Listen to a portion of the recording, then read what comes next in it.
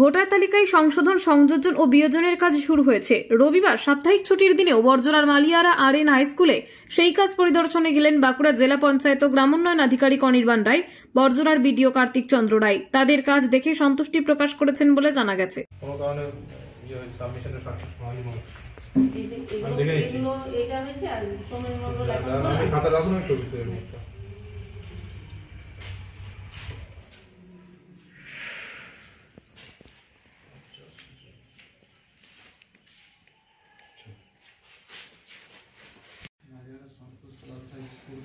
দুটো একটা রং ছাড়া বাকি সবতে রং করা।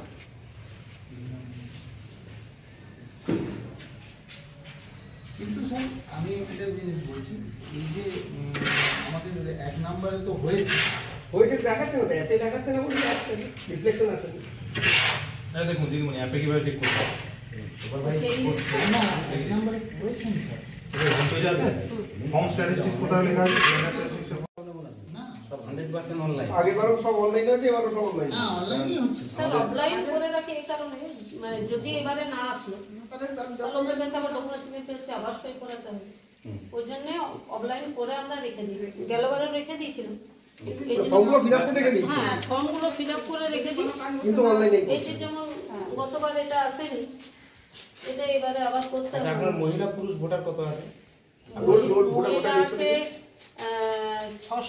363 পুরুষ আর 388 আছে মহিলা। মহিলা বেশি আছে। 751। ঠিক আছে।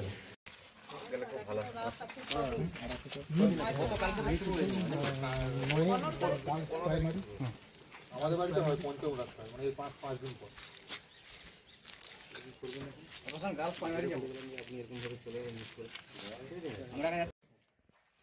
এই মন্দিরের রাজ